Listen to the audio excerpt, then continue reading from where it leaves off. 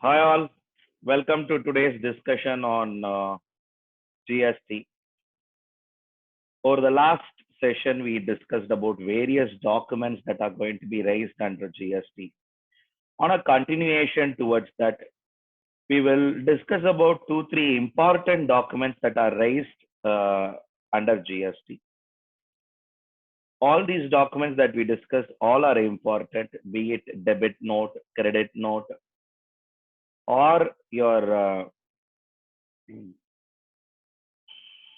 e-way bill.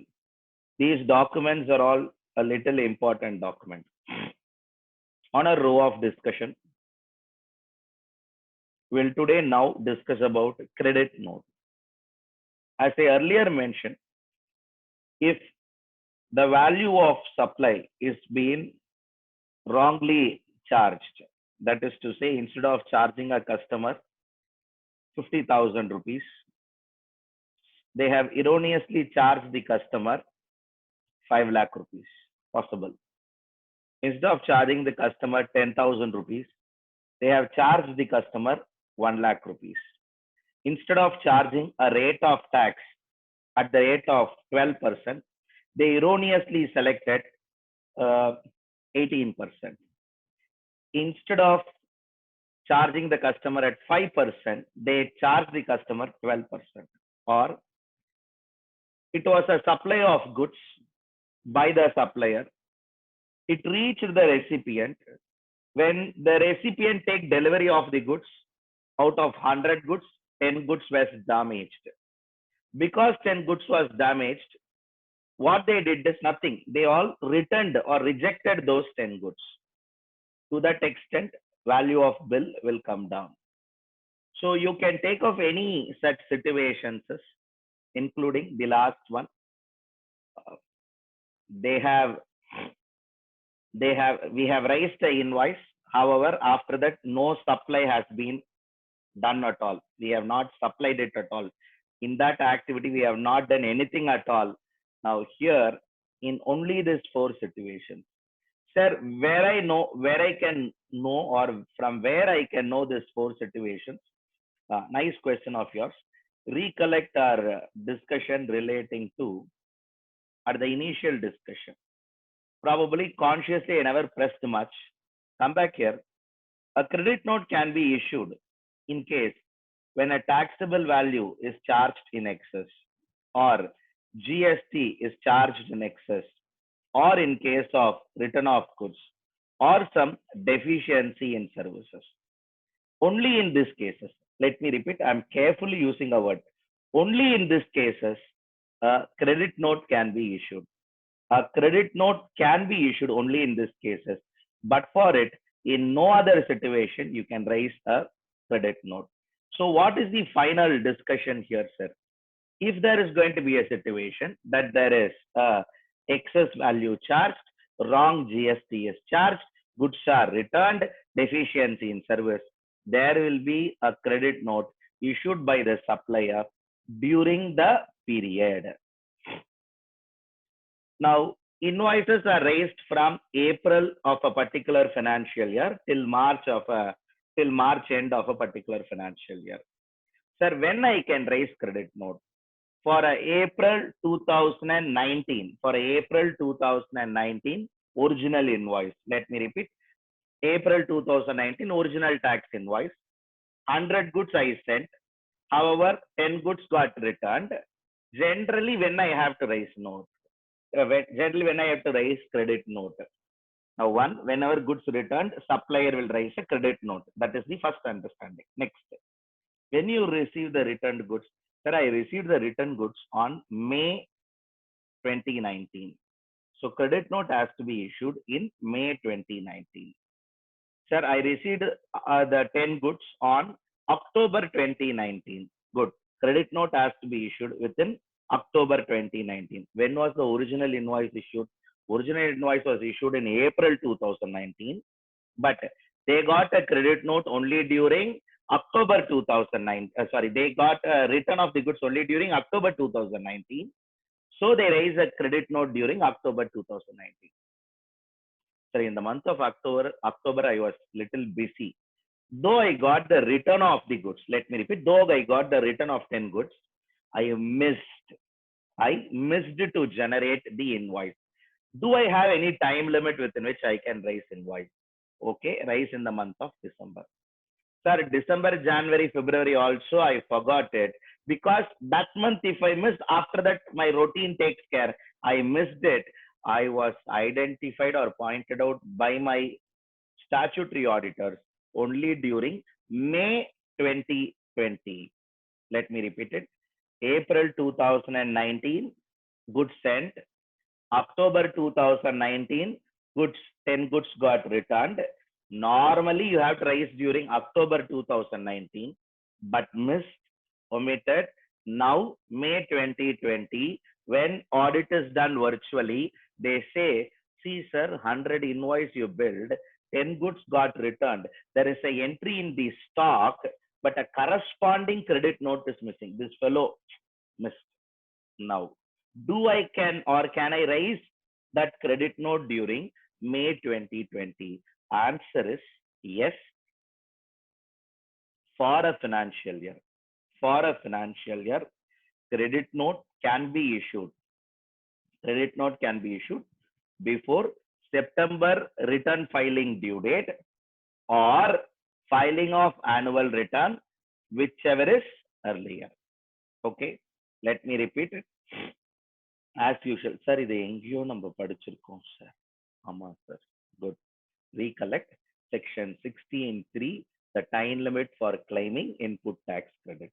Same as the time limit in case of credit note also, that a credit note has to be issued before September return filing due date or filing of annual return, whichever is earlier. So if you go back and recollect your discussions of 16(3) input tax credit, same would be applicable here. Now, a careful point of mine here is, remember, not for everything you can raise credit note. Only for 4 circumstances you can raise credit note, and that credit note has to be raised in the month in which they get that instruction. If they miss out in that month, maximum they have to raise the credit note before next financial year September return filing due date or filing of annual return of this two, whichever is earlier.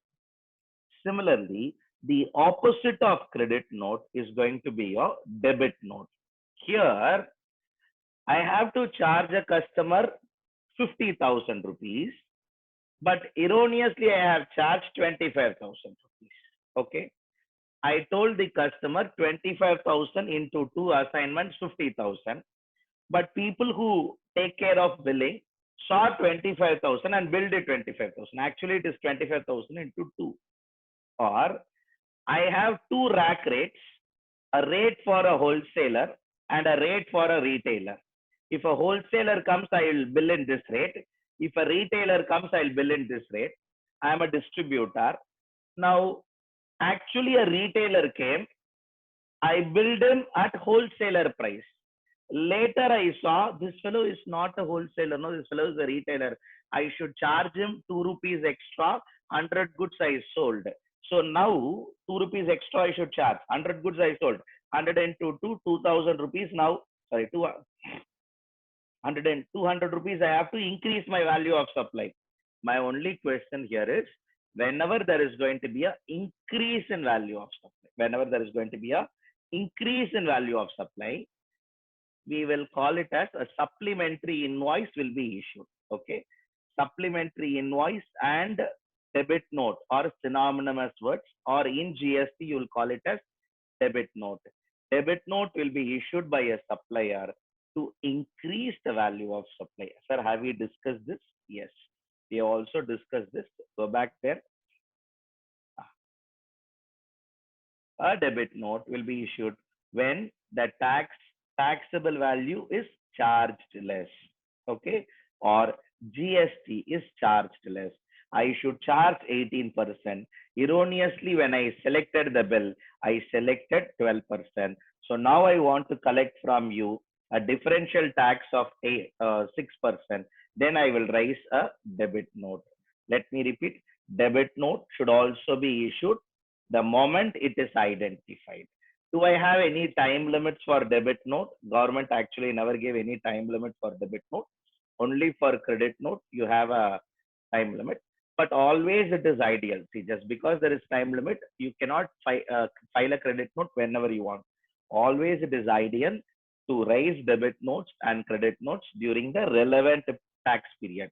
In this month, something has happened. It is always ideal to raise a debit note or a credit note during this month. This sums up your discussion relating to debit note and credit note. What I would do is I'll take up a few questions for us to just check our understanding is well, or how our understanding is.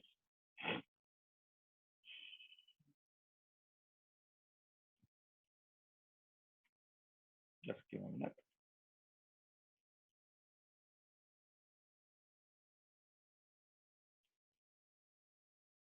Yes.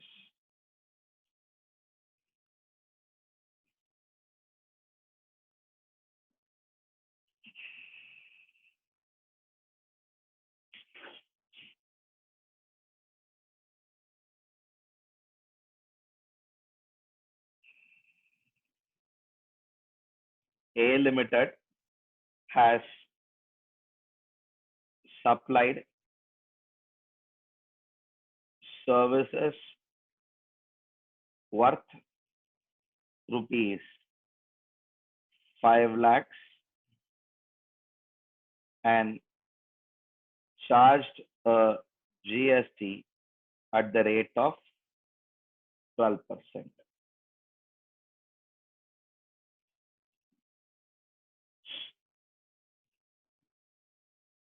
To B Limited.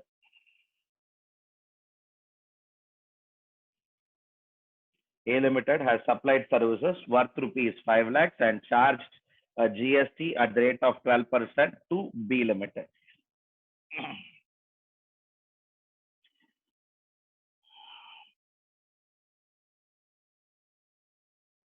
B Limited accounts team has raised the invoice by charging GST at the rate of 18% on the invoice issued. A Limited is of the view the said mistake cannot be corrected and the taxes has to be paid to government.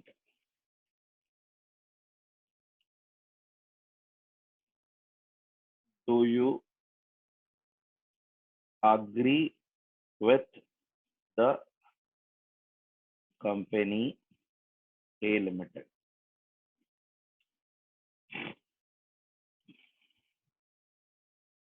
A Limited has supplied services worth rupees 5 lakhs and charged a GST at the rate of 12% to B Limited. B Limited accounts team has raised the invoice for rupees 5 lakhs, but by charging GST at the rate of 18% on the invoice. A Limited of the view that the said mistake of increased tax liability cannot be corrected, and whatever tax they have collected has to be paid to government. A question before you is, do you agree with A Limited? I don't want a very simple yes and no answer. I want you to give with certain reasoning. No doubt, we just now closed only section 34. So as per section 34, so and so is there. So possible. So and so is not there. So not possible. So I want you to answer. Quick, quick. 2, 3 minutes. We have to close. We have a big agenda to close today. So I want you to cooperate.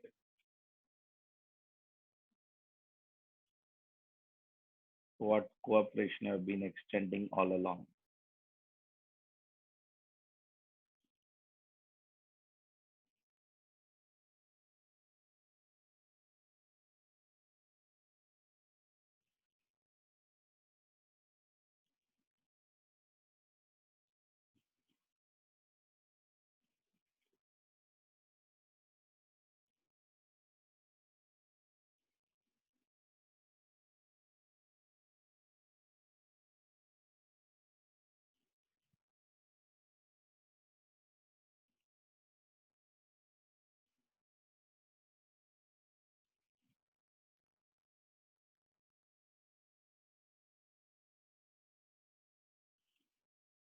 Yes.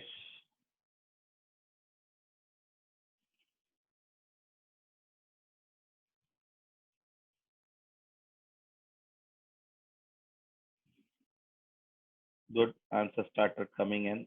Good. If your friend can do, you can do. Let me repeat. Somebody who is virtually sitting next to you can do, you can do.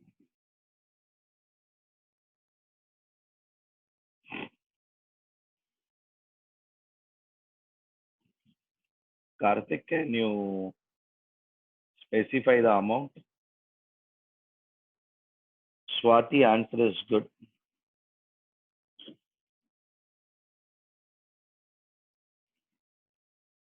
Nikita answer subsection. No, no.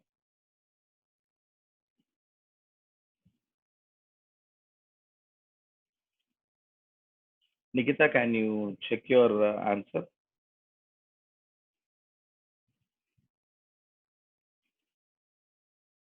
Nishant, kindly check.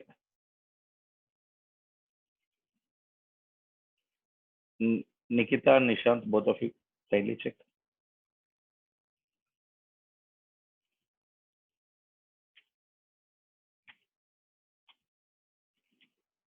Again, treasurer, you have to come with amount. The question has amount, but for amount, every reasoning is there. Good.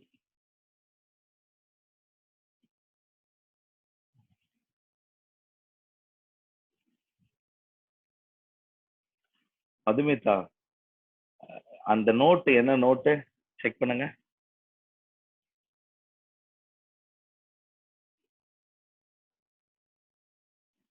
Deepa Mohan through. Deepa Mohan is right.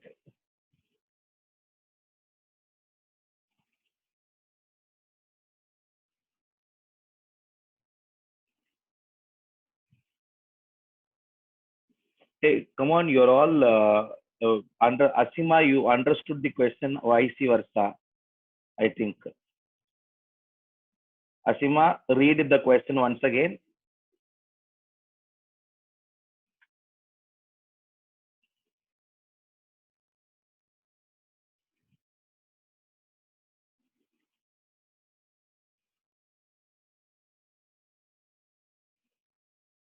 Ramesh, good, but you can say the net so much of credit note need to be raised.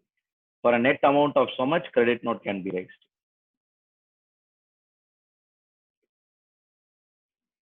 Again, Anirudh, again, net amount so much, credit note has to be raised. That alone need to be mentioned.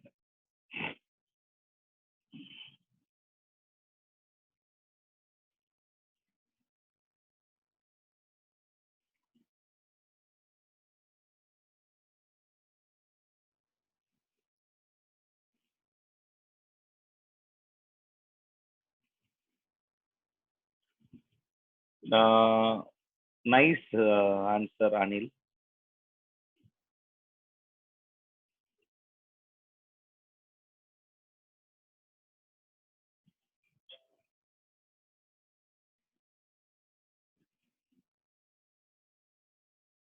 Good, good, Aparna.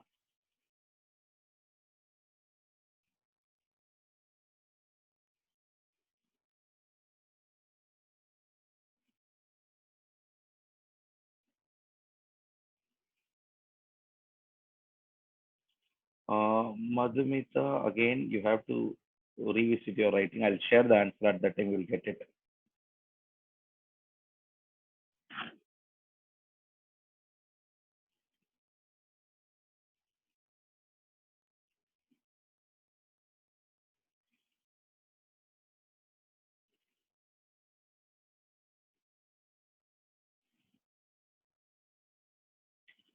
Aishwarya Shankar ஒரே ஒரு line மட்டும்தான்.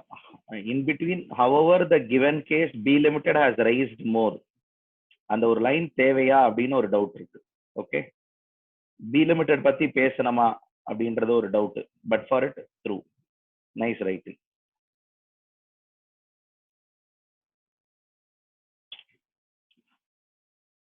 Amritavarshini check. Anirudh amount confirmed.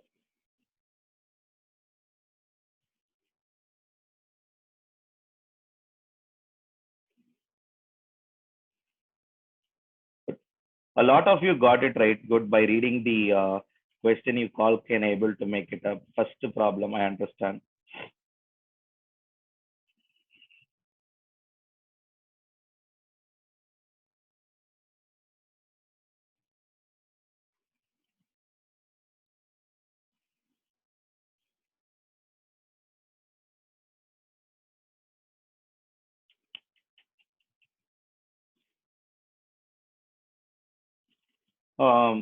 Chitra Krishnan, நீங்க இப்ப கடைசியா அமிச்சிங்களா answer, அதுல அந்த percentage மாத்தி எழுதிருக்கீங்களோ அப்படின்னு எனக்கு தோணுது.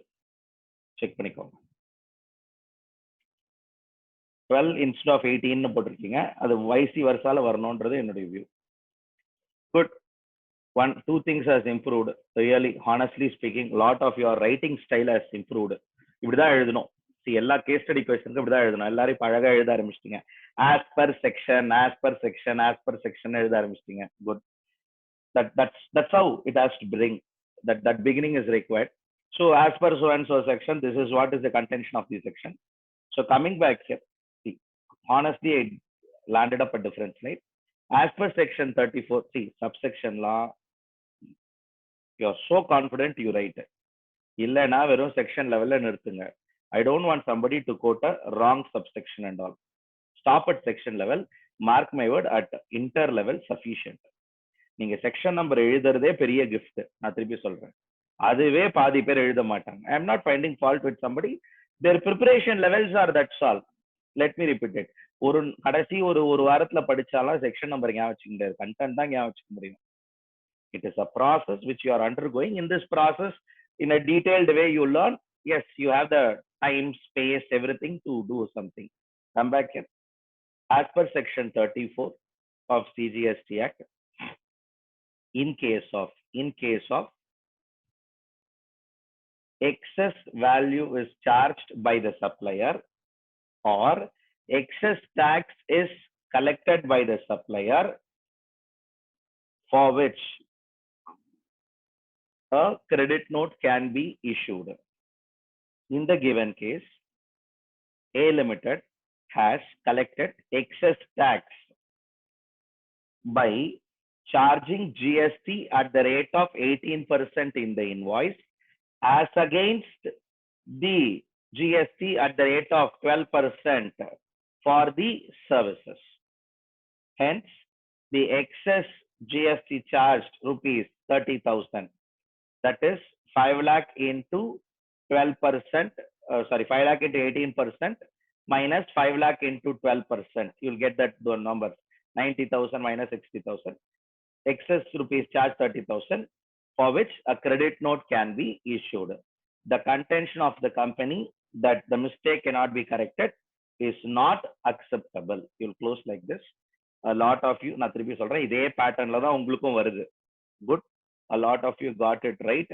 So in the above question, and I don't know, some of you has ultad, some of you had ultad your understanding. I don't know why. Some of you thought about it from a different angle. Actual rate of GST is 18%, but they have charged only 12%. I think poor drafting would have helped you there, or poor drafting would have led you there. But my intention is the services supplied are worth 5 lakhs and charged at 12%. However, B Limited accounts team has raised by charging GST at the rate of 18% on the invoice. And let me repeat it. The intention here is the services are liable to 12% only. Okay. Services are not liable to 18%. I'll do only one thing. Okay. In the above, in the above question, in the above question, if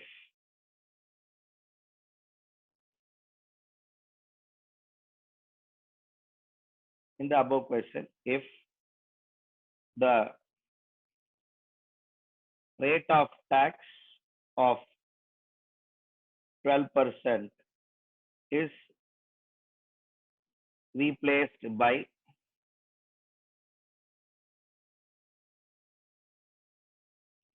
28%. In the above question, if the rate of tax is replaced by 28%. Same question. Actually, the services are liable for 5 lakhs and liable to GST at the rate of 28%. However, the invoice team has raised invoice for a value 5 lakhs plus 18% GST. What would happen? You say alone, you no need to write in a detailed way. Let me repeat. You say the answer, we will close it. Okay. Why? Because you know now how to write, and it's an extension question only. So just to know whether those instead of actual rate of tax is 28%, 5 lakhs and 28% is the actual rate.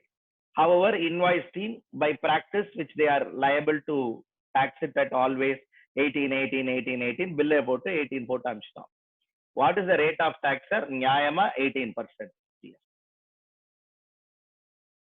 Sorry, Nyayama 28% GST, and 18% போட்டு அனுப்பிச்சிட்டாங்க. Good. Yes. Swati through, Anil Bhargav through, Karthik through, Deepa through, Anirudh, Aparna, அவ்வளவுதான். Treasurer எல்லாருக்கும் வர ஆரம்பிச்சிச்சு பாருங்க. Good.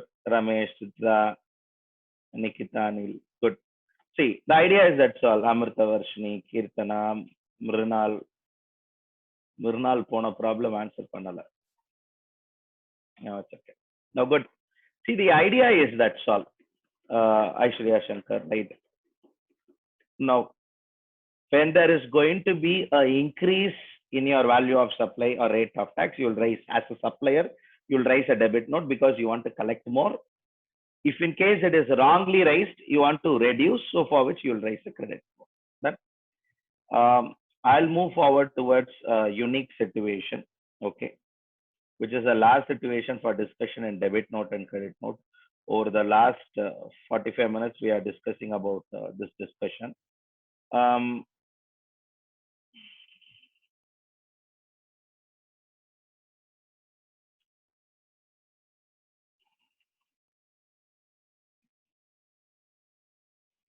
R Limited has supplied services worth rupees 15 lakhs and charged a GST at the rate of 18% to S Limited. S Limited has become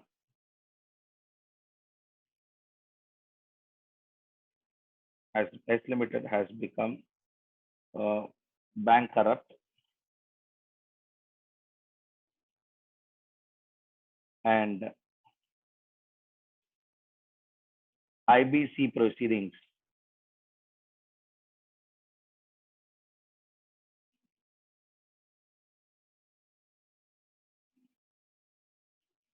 was initiated.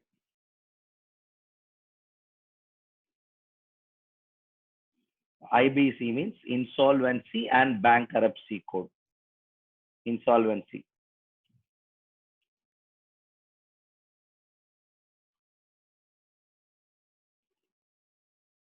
Insolvency and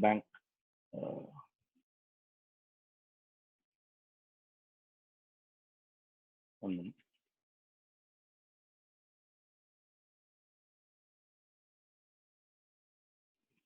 Bankrupt.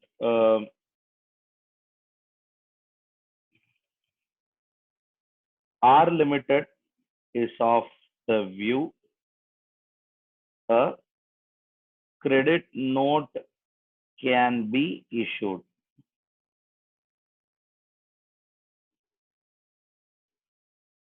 R Limited is of a view a credit note can be issued.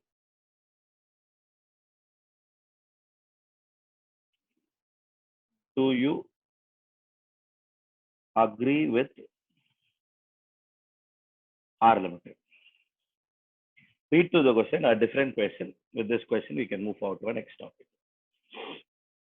R Limited has supplied services worth rupees 15 lakhs and charged GST at the rate of 18%. All are correct. No change in the rate of tax, nothing. To S Limited. S Limited has become bankrupt after they raised invoice. Sometime later, they become bankrupt. And insolvency and bankruptcy code. It's a new legislation. You will learn in final, I believe. Or if you are aware of now, good. Insolvency and bankruptcy proceedings was initiated. R Limited is of a view that a credit note can be issued. Do you agree with R Limited? Give a yes with a very simple key term. ரொம்ப டீடைல்டாலாம் எழுத வேணாம், உங்களுக்கு எல்லாம் தெரியும் இப்போ டீடைல்டா எப்படி எழுதுறதுன்னு. Give me with the answer yes or no with a key term. Yes means why yes, no means why no. அந்த key term ஓட. Because these are all I'm expecting for 2 marks. இதெல்லாம் இப்படி தான் கேட்பாங்க. ஏன்னா இங்கெல்லாம் வெறும் பெரிய இதெல்லாம் டெஸ்ட் பண்ண முடியாது. ஒரு 4 சிச்சுவேஷன் எடுத்துட்டு நீங்க ஆன்சர் பண்றீங்களான்னு 8 மார்க்குக்கு கேட்டுடலாம்.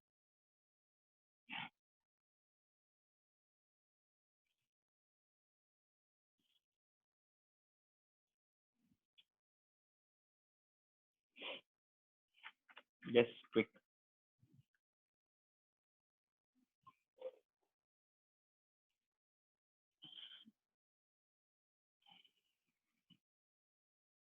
R Limited has supplied services worth rupees 15 lakhs and charged GST at the rate of 18%. Okay.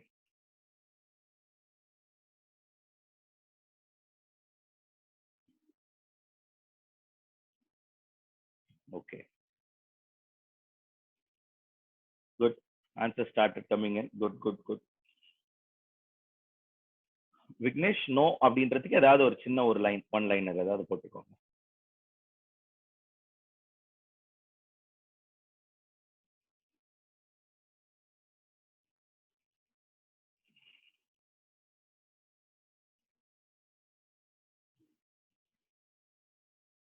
Excess amount, excess charged, return of goods and deficiency in service. Chitra Krishnan நாலுத்தையும் எழுதணும். எழுதுறதா இருந்தா some of you raised 4 points, 4 conditions, 4 conditions. Good. Okay. As per section 34, it can be raised for excess tax charged, excess value supplied, or your other 2 conditions you can say return of goods or deficiency in service. As the above situation is not covering all this, they are ineligible to claim a debit note.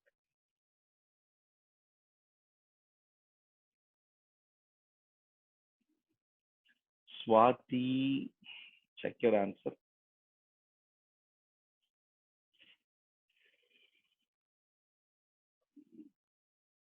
Aparna got it right. Asima got it right. Kamlesh got it right.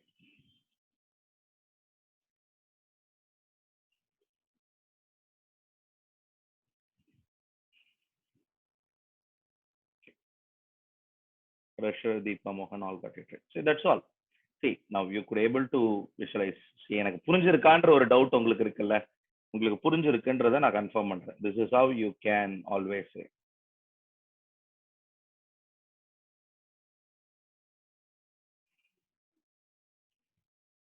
Anirudh answers. Good. We'll step into a new topic called as e-waybill. Now, as far as this new topic called as e-waybill is concerned,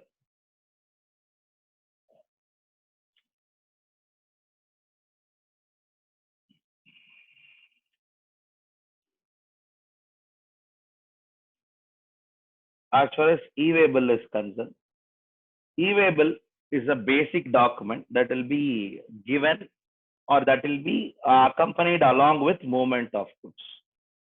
A newly introduced chapter in 2018. Prior to that, this was not forming part of your syllabus. Sometime during 2018, it's been introduced. Why, sir? அப்பதான் இது amend ஆச்சு அவ்வளவுதான் வேற எதுவும் இல்லை nothing great about it. So because it was amended sometime during that time, we brought it into the chapter.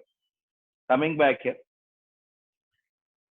there is a section 68, which talks about inspection of goods in movement.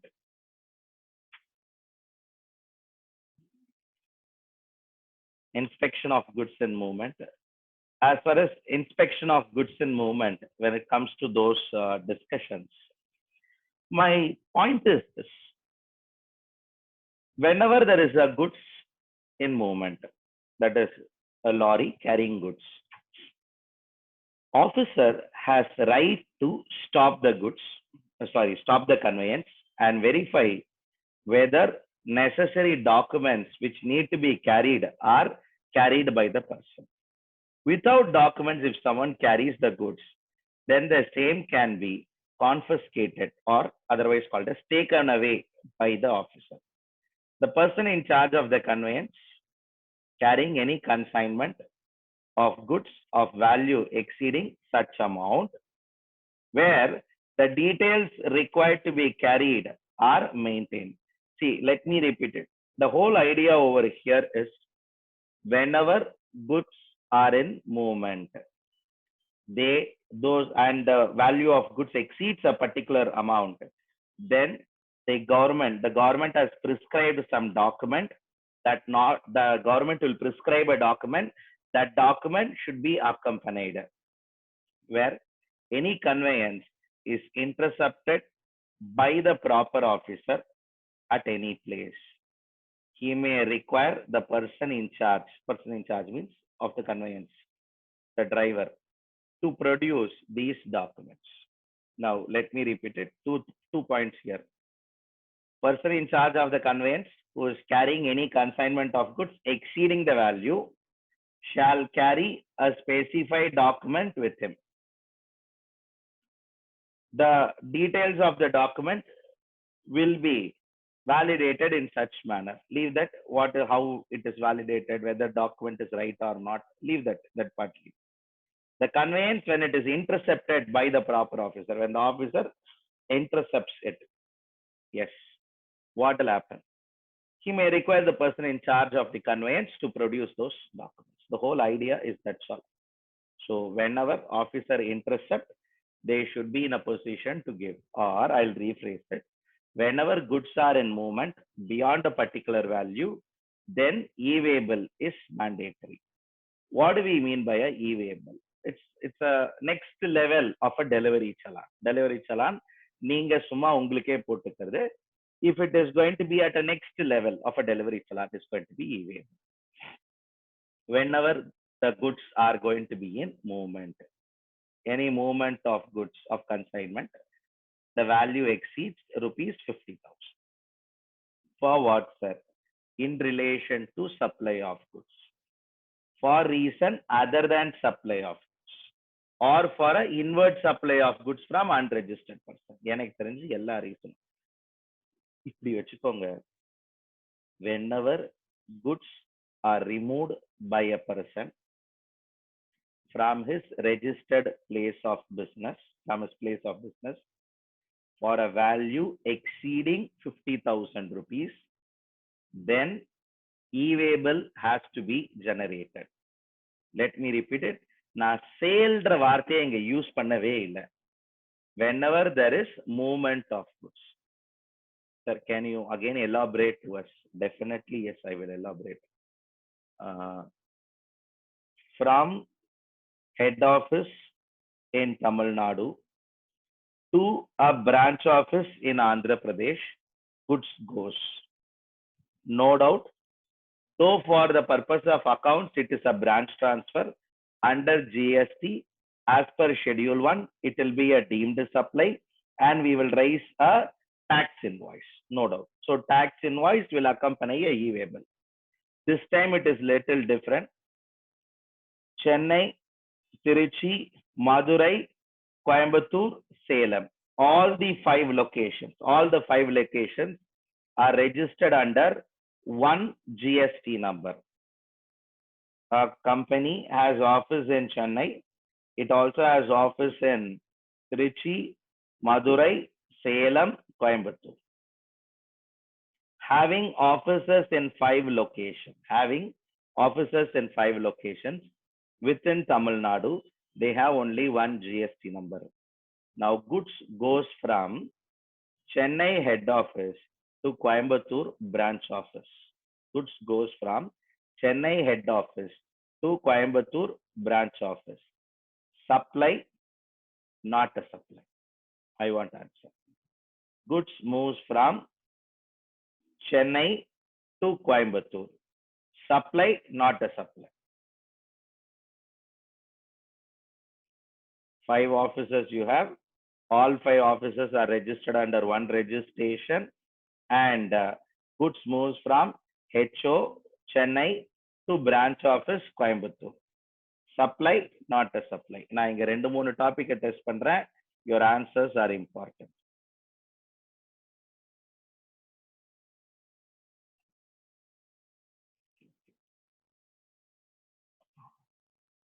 Can you say why supply?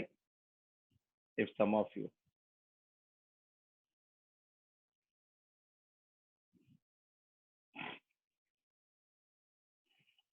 Kamalesh shows off a view, not a supply.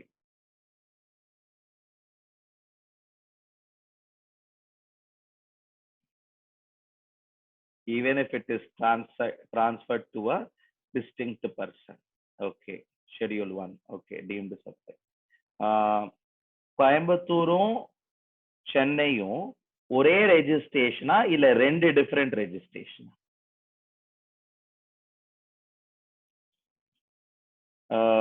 நான் திருப்பி சொல்றேன். Let me repeat it. How many of you all on see? I get this is only a sample. If on 100 of you only 10 answers. So 10 வந்து sample. அதை வச்சுதான் மொத்த பாப்புலேஷனையும் நான் decide பண்ணுவேன். Now இந்த 10லயே எனக்கு 5 பேருக்கு 6 பேருக்கு மேல தப்பான ஆன்சர் வந்ததுன்னா ஃபண்டமெண்டலா எங்கேயோ ப்ராப்ளம் இருக்குன்னு எனக்கு தெரியும். Okay. Now my question here is, when goods moves from HO Chennai to Coimbatore branch office, is it a supply or not a supply? Now you'll ask next question, is all this is one registration or multiple registration? I think you all missing a point. Within a state, if they have 2 registrations, only distinct person. Within a state, if they have only one registration, then it is not a distinct person. ஒன்னு இங்க இருக்கு, இன்னொன்னு எங்கன்னு கேட்போம். Sir நீங்க தானே sir சொன்னீங்க. Come on, when it is between states, வார்த்தையை புரிஞ்சுக்கோங்க.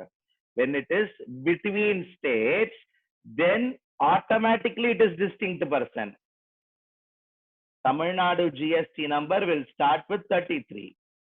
Bangalore Karnataka GST number will start with 29. Same PAN number, distinct person. Tamil Nadu GST number starts with 33. Again, for Chennai. Again in Chennai, in Tamil Nadu, in Coimbatore, they take another registration where this registration number will also start with 33. But the 13th digit entity number, go back to your registration topic, 13th digit entity number will say as number 2. 33ல ரெண்டாவது registration. அப்பதான் it becomes what? Distinct person. I think I am repeating in a different way. In our question, the 5 offices are registered under one registration in Tamil Nadu, Chennai HO, within the state branch. Coimbatore, Salem, Madurai, Trichy. All 5 books are maintained in Chennai. Single registration they took. Goods moves from Madurai to Trichy. Goods moves from Chennai to Coimbatore. Supply, not a supply.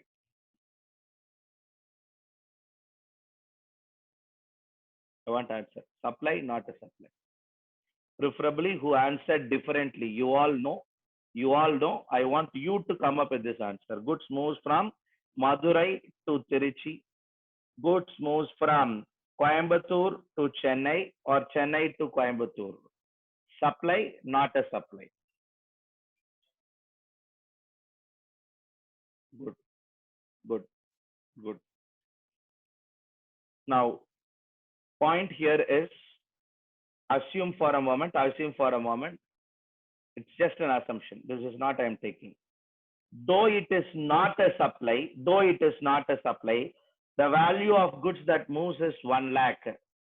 Okay, though it is not a supply. Ramkumar, உங்க understanding தப்பு. Within தி ஸ்டேட்னு சொல்லக்கூடாது. நான் திருப்பி சொல்றேன். Within the ஸ்டேட்டும் supply வரும் 2 distinct பர்சனா இருந்தா. நீங்க டிஸ்டிங்க்ட் பர்சனை தான் புரிஞ்சுக்கணும். டிஸ்டிங்க் பர்சன்னா ஒரே ஸ்டேட்ல 2 ரெஜிஸ்ட்ரேஷன் நம்பர் வச்சிருந்தீங்கன்னா ஒரே ஆபீஸ்க்கு ஒரே ஆளுக்கு ஒரே ஸ்டேட்ல 2 ரெஜிஸ்ட்ரேஷன் நம்பர் வச்சிருந்தீங்கன்னா அப்போ டிஸ்டிங்க் பர்சன். ஒரு ஆளுக்கு ஒரு ஸ்டேட்ல ஒரு ரெஜிஸ்ட்ரேஷன் நம்பர் தான் வச்சிருந்தீங்க. ஒரு ரெஜிஸ்ட்ரேஷன் நம்பர் வச்சு 5 ஆபீஸ் வச்சிருந்தீங்கன்னா டிஸ்டிங்க் பர்சன் கிடையாது. ஏன்னா 5 ஆபீஸும் ஒரே ரெஜிஸ்ட்ரேஷன் நம்பர் கிட்ட தான் வருது. ஓகே, சிமிலர்லி வேற வேற ஸ்டேட்ல 2 ஆபீஸ் வச்சிருந்தீங்கன்னா ஆட்டோமேட்டிக்கா டிஸ்டிங்க் பர்சன். இதான் டிஸ்டிங்க் பர்சனோட கன்டென்ஷன். இதை நீங்க புரிஞ்சுக்காம நீங்க வேற எதையுமே எடுத்துக்க முடியாது. ஏன்னா நிறைய இடத்துல இந்த டாபிக் வரும். Let me come back here. In relation to a supply of goods. When you sell the goods, then automatically it will become what? Supply. For movement, you have to generate e-waybill. Even if it is not a supply, இப்போ இந்த transfer, intra-state transfer to the same GST number. இதெல்லாம் பண்றீங்களா? Trichy to Coimbatore, Coimbatore to Trichy, அதெல்லாமும் for which you have to raise what? E-waybill. E-waybill supply பண்ணாதான் e-waybill னு நினைச்சுக்காதீங்க. E-waybill is a document evidencing movement of goods. Movement என்பது வேறு, supply என்பது வேறு. Chennai to கோயம்புத்தூருக்கு நடந்தது movement. When goods moves from Coimbatore to Chennai, when goods moves from Coimbatore to Trichy, when goods moves from Trichy to some other location, it would be treated simply as movement of goods or a transfer within your branches who are all registered under a same registration. If they have a different registration, then it will be treated as supply. Good. Moving forward, a form called as EWB 01 will be generated. The value of 50,000 will not be applicable when goods are sent by principal to agent in a different state, plus if the goods are sent for the purpose of job work. That different state பக்கத்துல ஒரு comma போட்டிருக்கணும். When goods are sent for the purpose of job work. Similarly, when handicraft goods are sent, this 50,000 rupees will not be applicable. When casual taxable person removes the goods, this 50,000 rupees threshold is not applicable. Meaning thereby, these 4 people, when goods sent by principal to agent, goods sent for job work, goods are sent which is going to be handicraft goods, all those goods supplied by a casual taxable person, mandatory e-waybill irrespective of amount. Sir, மத்ததெல்லாம் crossing 50,000. How I will know value cross 50,000 or not? Your value of discussion. When the consignment value, நான் திருப்பி சொல்றேன், consignment value na value plus tax. 48,000 rupees bill value plus tax plus tax 3,000, 51,000 போச்சுன்னா sir value of supply 48,000 சொல்லாதீங்க. அப்படிலாம் சொல்லாதீங்க. if the consignment value exceeds 50,000 straight away. if the consignment value இங்க எதுக்கு sir அப்ப வேல்யூ ஆஃப் சப்ளை? ஜாப் ஒர்க்லாம் goods போகும்போது எப்படி வேல்யூ டிட்டர்மைன் பண்ணணும்னு டவுட் வரும். ஏன்னா ஜாப் ஒர்க்ல குட்ஸை விற்க போறது இல்லை. அப்போ you determine the value as per value of supply. அதுக்காக சொன்னது. ஸோ பாயிண்ட் ஹியர் இஸ் ரொம்ப கேர்ஃபுல்லா எக்ஸாம்ல இப்படிதான் கேள்வி கேட்பாங்க.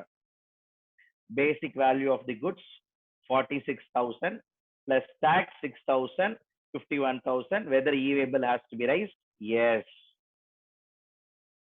Goods are removed for 8,000 rupees for the purpose of job work. Whether e-waybill has to be raised? Yes.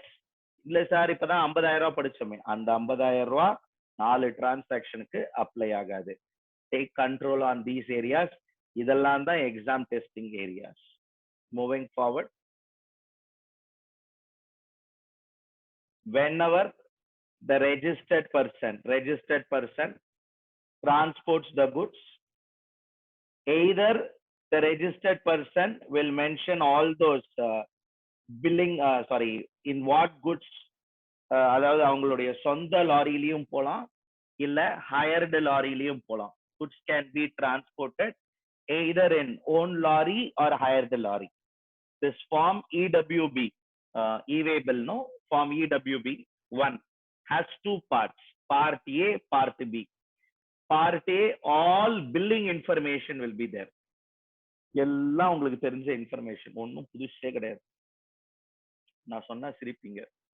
Part A of EWB 1 contains basic information: name and address of supplier, name and address of recipient, date of invoice, invoice number, place of supply, description of goods, HSN, your value of goods, CGST, SGST or IGST. ஏதாவது தெரியாதா உங்களுக்கு? எல்லாம் தெரியும். So part A of EWB bill over. Part B of EWB bill contains details of transport. Goods goes by road, rail, air, vessel. எப்படி போகுது அந்த information கேட்பாங்க. goods goes by what means? It goes by road, give the vehicle number. If it is going to go by rail, you drop the goods in the rail, no, give me the railway receipt. If it goes by vessel, you dropped in the vessel, the ship would be giving you a bill of lading. Give the bill of lading number. No, the goods goes by air. Good. When you drop the goods in the air, an airway bill will be given. Give me the airway bill. So mention those documents and generate a e-way bill in those three cases. In case of road movement, mention the vehicle number and move. Understand? Predominantly goods are moved by road. Many goods are removed by road. So either goods can be transported either by the consignor or by the consignee. யார் வேணா transport பண்ணலாம். Whoever is transporting the e-way bill, they will mention the details of movement and generate a e-way bill within 72 hours. The part A போட்டு file பண்ணதுக்கு அப்புறம், part A basic information இருக்கா, அதை போட்டு file பண்ணதுக்கு அப்புறம் 72 ஹவர்ஸ்ல இந்த vehicle details ஏத்தி file பண்ணியாகும்.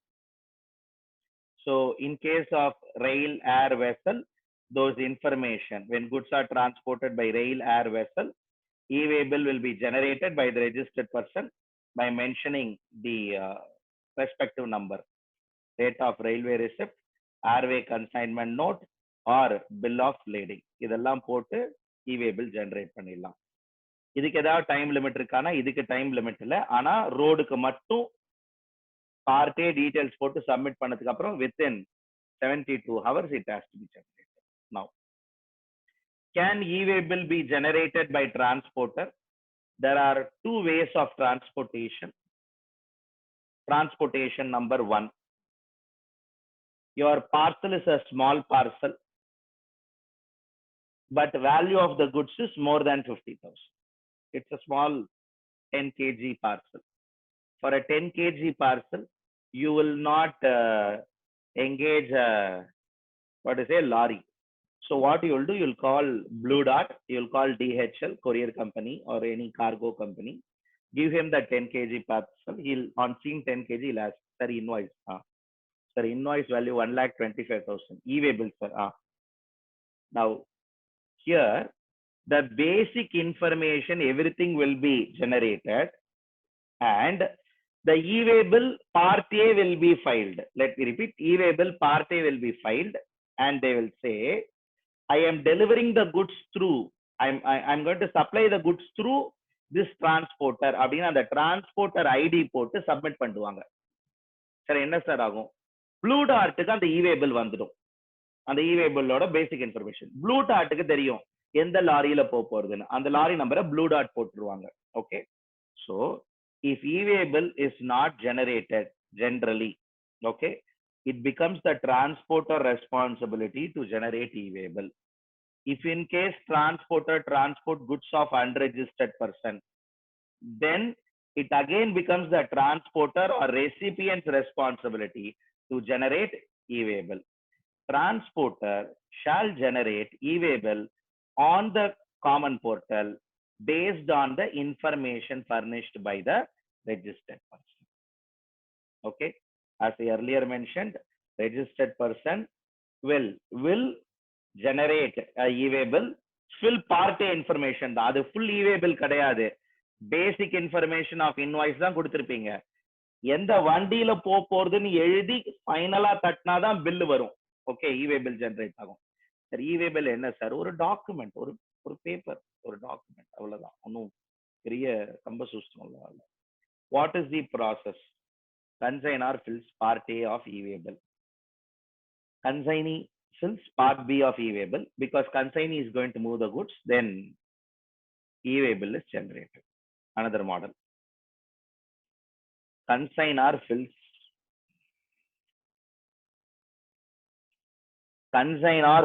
part A of e-way bill. Used to the transporter. Transporter fills part B of e-way bill. Then generated. நான் திருப்பி சொல்றேன், இந்த part A of e-way bill பண்ணிட்டு ஜஸ்ட் சேவ் தான் பண்ண முடியும். சேவ் பண்ணி ஒரு பிரிண்ட் மாதிரி எடுத்துக்கலாம். அதுல ஒரு ரெஃபரன்ஸ் நம்பர் தான் இருக்கும். எப்போ ஃபைனலா e-way bill ஜெனரேட் ஆகும்னா, after giving the transporter details you get the final e-way bill. Followed by transporter will generate a consolidated e-way bill. See, he would have collected DHL, Blue Dart would have collected from 15-20 people stock. 50-20 people stock will go in one lorry. எல்லாருக்கும் சேர்த்து transporter will generate a consolidated e-way bill in form EWB 0. And if the consignment is not transported, e-way bill has to be cancelled within 24 hours. If the consignment is not transported, e-way bill has to be cancelled within next 24 hours. Again, what is the validity of a e-way bill? ஒரு e-way bill எவ்வளவு நாளைக்கு sir valid? E-way bill, when the address is captured, they also capture the PIN code. Supplier's PIN code and recipient's place of delivery PIN code. இந்த PIN code to PIN code போட்டு கிலோமீட்டரை கண்டுபிடிச்சிடும் system. அதுக்கு பின்கோட்ல இருந்து இந்த பின்கோட்ல இருந்து இந்த pincode எவ்வளவு கிலோமீட்டர்னு கண்டுபிடிச்சிடும். So if the kilometer, let's say from Chennai to Bangalore goods goes 430 kilometers, means normally it has to go within 5 days, meaning thereby the e-way bill is valid for 5 days. Sir, goods has to go from Chennai to Visakhapatnam, sir, 820 kilometers roughly. Okay, now means e-way bill is valid for a period of 9 days. அதாவது every 100 kilometer 1 day. Okay, first 100 kilometer 1 day, every 100 kilometer. Sir, in case if it is a over dimensional cargo, ODC அப்படின்னு ஒரு வார்த்தை பாக்குறீங்கல்ல, அது பேரு over dimensional cargo. Over dimensional கார்கோனா sir பெரிய விண்மெல், அதை எடுத்துன்னு போகணும். விண்மெல்லாம் நீங்க கடகடன்னு 140 கிலோமீட்டர் ஸ்பீட்ல எல்லாம் எடுத்துன்னு போக முடியாது, அது அப்படியே ஊர்ந்து வரும். So in case of over dimensional cargo, it will be 20 kilometers per day. So this is the validity of a e-way bill. Coming back here. Now, the supplier has an option either to accept or reject the consignment of which he has received within 72 hours. Okay. If the recipient feels this is not my e-waybill, he can reject the e-waybill, but the time limit is 72 hours. If he has not rejected, it is deemed that he has accepted the details. Now, because government communicates all this in a very simple way. If you are a supplier and your mobile number is registered, recollect registration details. To your mobile number, one message will come. E-waybill is generated by this GST number, wide ARN number so much. Your reference number so much. அப்படின்னு வரும். அந்த reference number போட்டீங்கன்னா உங்களுக்கு அது இ-வேபிள் வந்து நிற்கும்.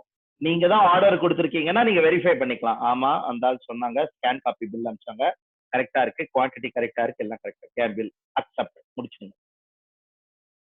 Sir நான் இது எத்தனை நாளைக்குள்ள அக்செப்ட் பண்ணும்?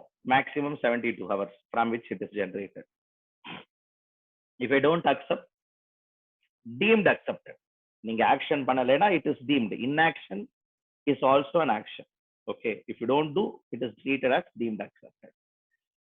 Certain products e-waybill is not required. What are those products? In the next part we will learn some annexures, some goods. If goods goes in non-motorized conveyance, e-waybill is not required. Schedule 3 goods, e-waybill is not required. Exempted goods, all those vegetable, fruit, products not required. Liquor, petroleum products, e-waybill is not required. Very interesting. Goods moves from port or airport to customs station or to inland container depot. Customs movement காக ஒரு போர்ட்ல இருந்து இன்னொரு board, ஏர்போர்ட்ல இருந்து cargo, அது மாதிரி எல்லாம் போச்சுன்னா e-waybill is not required. Again, the annexure under the respective rule comes out and says for LPG your e-waybill is not required. Kerosene e-waybill not required. Post baggage e-waybill is not required. Again, natural or precious metal, so jewelry e-waybill is not required. Currency note e-waybill is not required. Used personal car,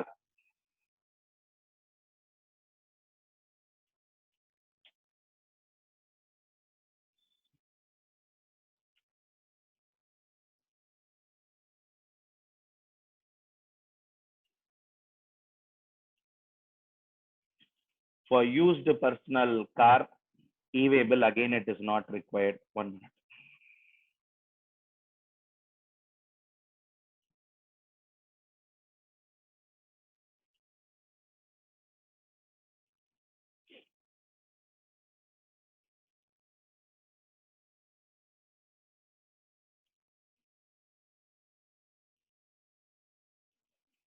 Used personal household effects e-waybill is not required. These are all items, yes, no doubt, e-waybill is not required. My only suggestion is, see, I do understand a little procedural topic. Sir நீங்க ஏதோ சொல்றீங்க, idea என்னன்னா இதுல இருந்து என்ன புரிஞ்சுக்கிறோம் நம்ம. I'll ask you certain questions, you decide based on this with answers. To start with,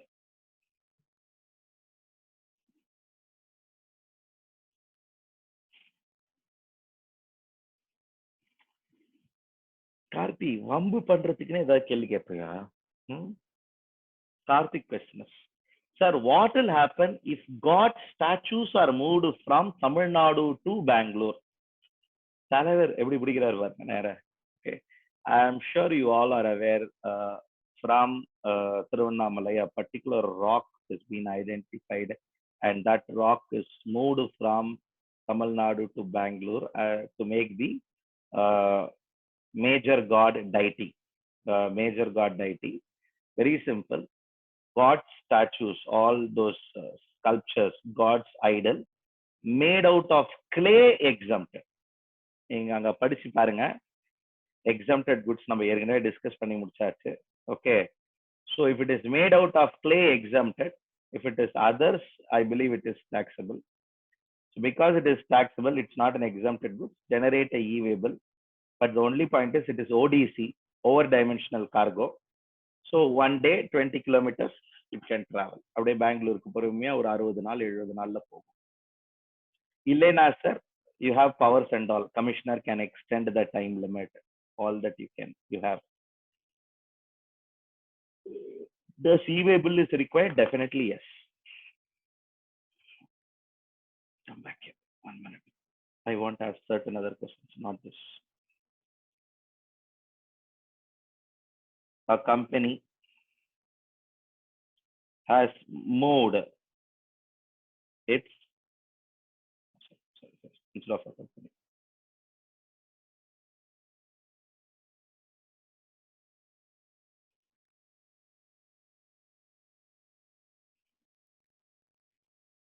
Messrs. Dustwell. Messrs. Dustwell is engaged in AC maintenance.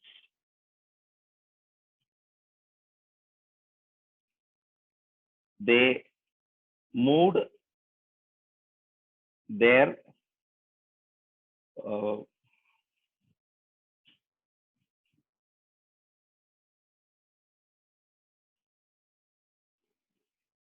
vacuum cleaning machine to customer's location for providing repair and maintenance services. The cost of vacuum cleaner used by Dustwell is rupees 1,20,000. The company removes the same for providing service of AC maintenance.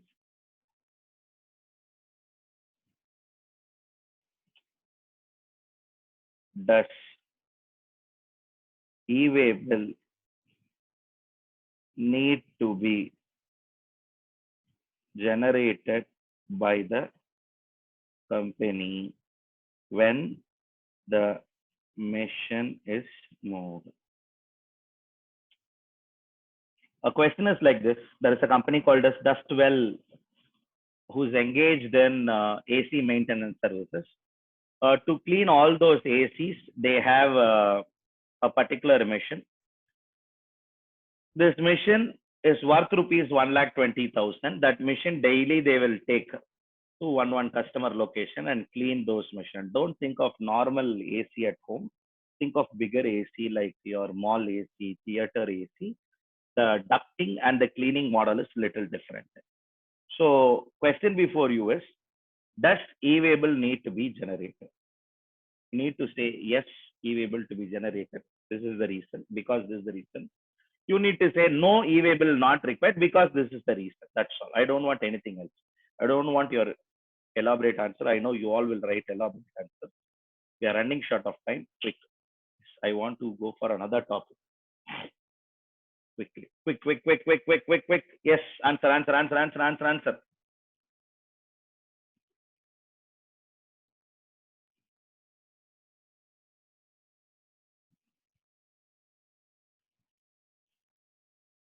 Okay, good.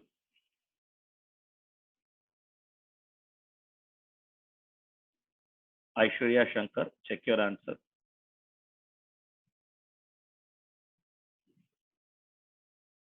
Ramesh, earlier, no, first Anirudh, Ramesh, Nikita, both, all three of your answers true.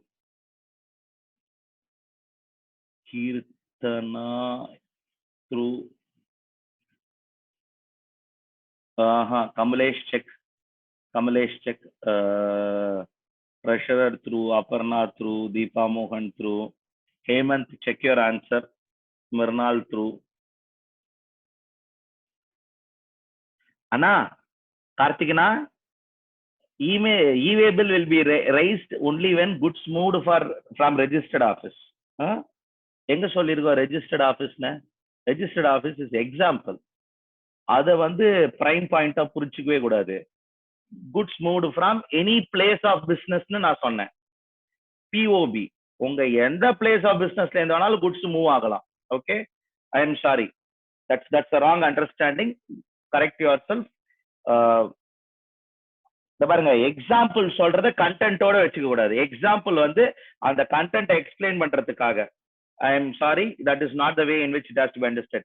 எந்த உங்களுடைய எந்த registered ஆபீஸ்ல இருந்து எங்க வேணா போலாம். Sorry, register ஆபீஸ்ன்னு சொல்றேன் பாருங்க. எந்த ஆபீஸ்ல இருந்து எந்த ஆபீஸ் வேணா போலாம். அது ரெஜிஸ்டர்டு, எல்லா ஆபீஸையும் நீங்க நியாயமா ரெஜிஸ்டர் பண்ணி வச்சிருக்கணும். அது அன்ரெஜிஸ்டர்ட் ஆபீஸா இருந்தாலும் e-way bill mandatory.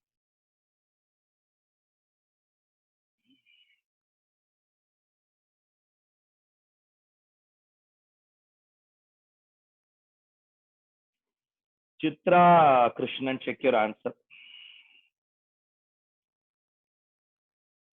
Amarnath, yes. Kamalesh, true. See, எனக்கு தெரிஞ்சு நீங்க கொஞ்சம் பின்னாடி வாங்க. ஃபர்ஸ்ட் ஸ்லைட்ல நீங்க எல்லாரும் மாட்டுவீங்க. For people who have not answered it in the favorable way. முதல்ல இங்க புரிஞ்சுக்கோங்க. Whenever goods involved, when there is a movement of goods with a consignment value, நான் திருப்பி சொல்றேன், movement of goods with a consignment value exceeds rupees 50,000. இதெல்லாம் dangerous words. Okay, now movement of goods தான் சொல்லிருக்கான். For what movement? Supply or other than supply. பெரிய வார்த்தை. இப்போ நீங்க பண்ணது other than supply. Whatever now we are doing, no? Yes, it is other than supply. Hence, what has to be raised? E-way bill has to be raised whenever mission moves from their office. When mission moves from their office, E-way to another client place. Today it goes to Metro Mall. Next day it goes to your EA Mall. Next day it goes to Spencer Plaza. Fourth day it goes to another Kalyan Mandap. Whenever daily it goes, every day it has to be what? E-way bill has to be generated. Very simple reason that there is a movement of goods for a value more than 50,000. I'll go to one last discussion on this topic. A factory removed 5 ACs for doing repair and maintenance and sent the goods and sent them to the AC repair and maintenance workshop.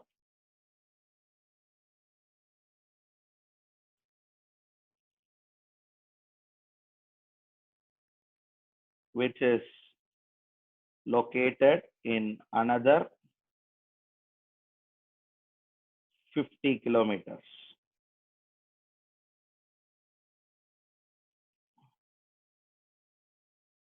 Does e-way bill need to be raised from government system?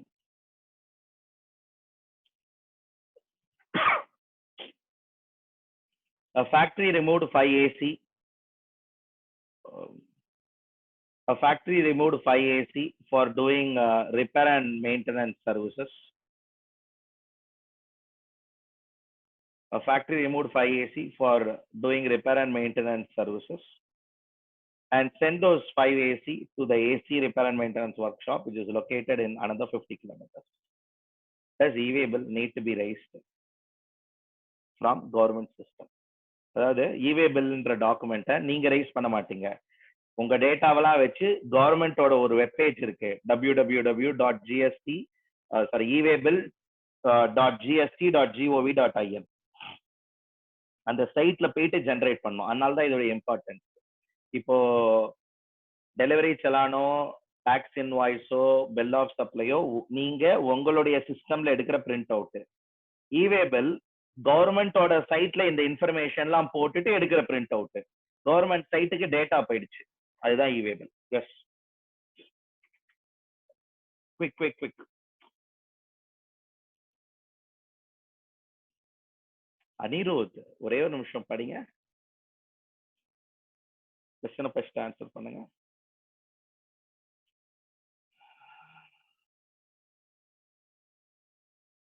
Other then சப்ளைல repair, maintenance, testing இதெல்லாம் வருமா அப்படின்ற ஒரு வார்த்தையை யோசிச்சுக்கோங்க.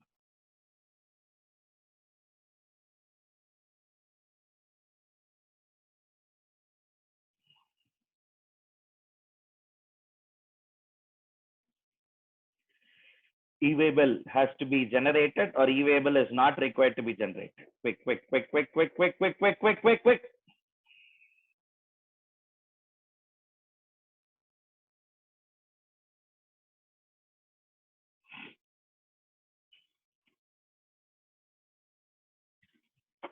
கமலேஷி check பண்ணுங்கோ. கமலேஷி check பண்ணுங்கோ.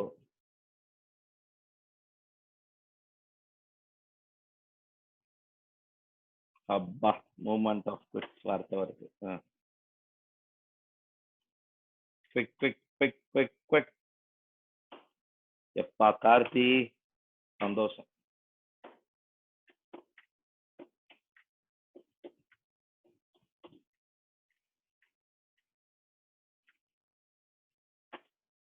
Good.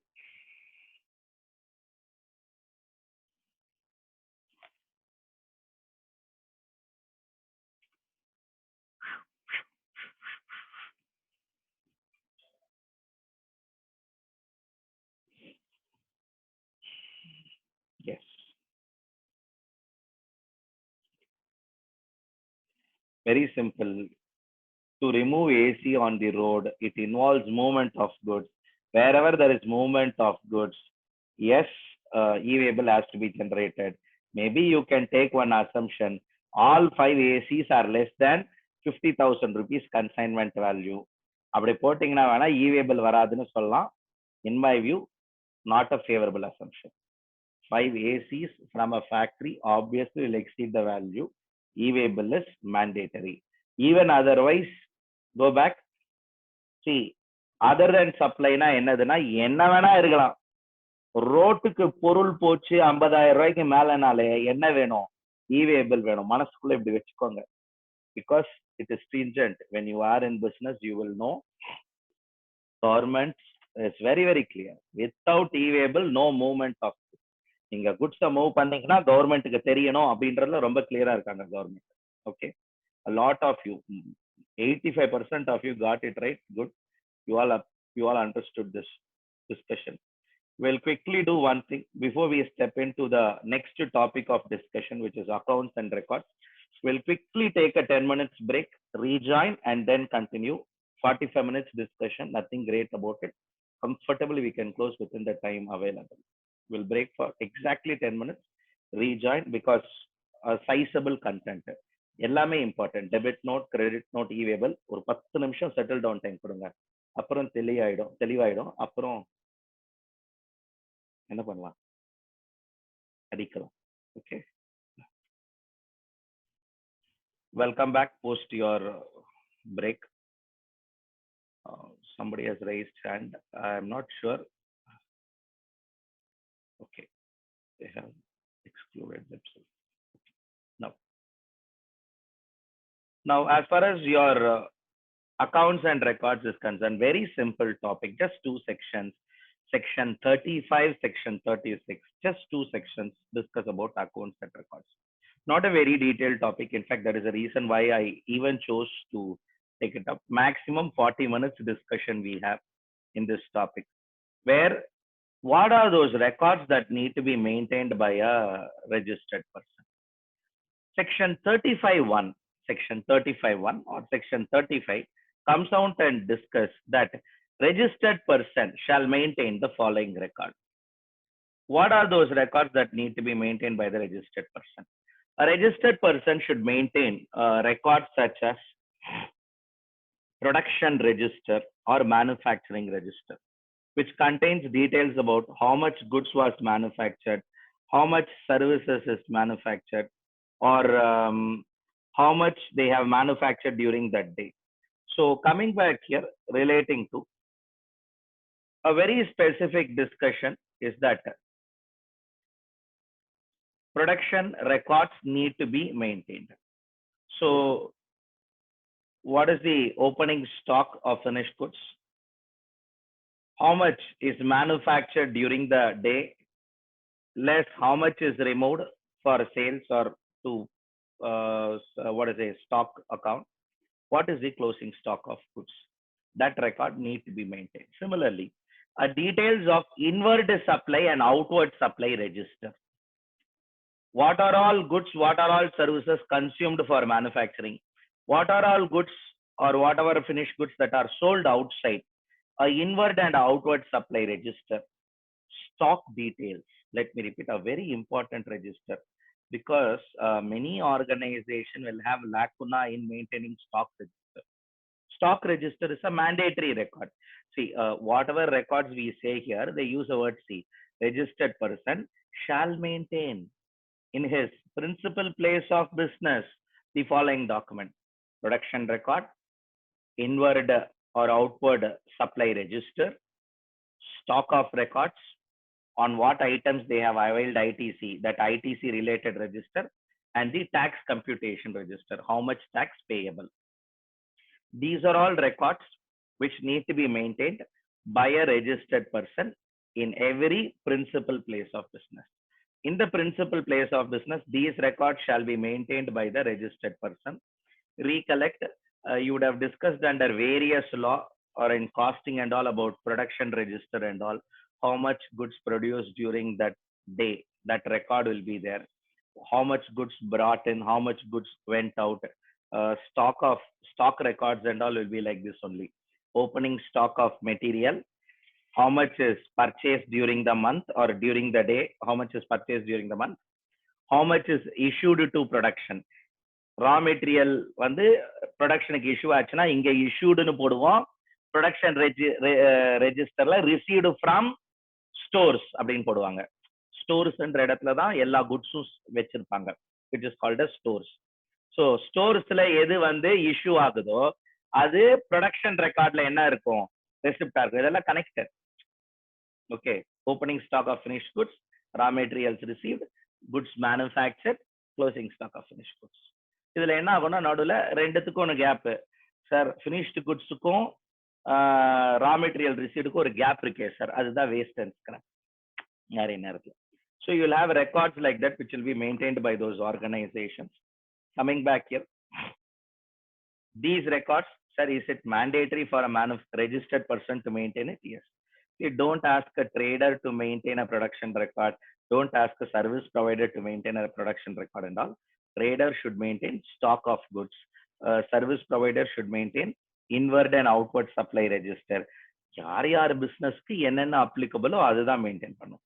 But all three, manufacturer, service provider, or it is going to be your trader, every person, for every person ITC is applicable, ITC record is applicable. So manufacturer, service provider, trader, all three people should maintain again output tax payable.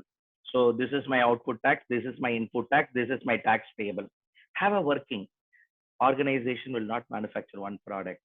Organization will not manufacture one product at one rate. Organization will manufacture products. They'll have multiple rate, multiple type of customers.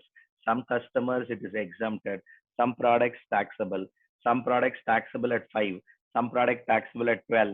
So working is required for how much tax payable by the respective organization. Every owner or an operator of warehouse, every owner or operator of a warehouse, that person shall maintain a register. Now he shall maintain that record whether he is registered or not. So if a person is going to be owner, operator, of a warehouse or godown, or it is going to be a transporter. A very important point. Owner, operator, transporter of a godown warehouse shall maintain details of whose goods, who sent it, from which place it came, which place it is going to go, date of invoice, invoice number, value, CGST, SGST, IGST, those information. Sir, I am a registered transporter. Do I need to maintain? Yes. I am an unregistered transporter. Do I need to maintain? Yes. I am a registered warehouse. Do I need to maintain? Yes. I am an unregistered warehouse, sir. I am not registered with GST also. See, whether you are registered or you are unregistered, he has to maintain those records.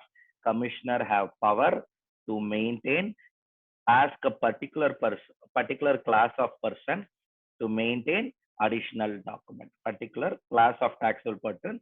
If commissioner wants, a power is given under section 35(4). If the commissioner wants, commissioner may prescribe a person to maintain certain specified records.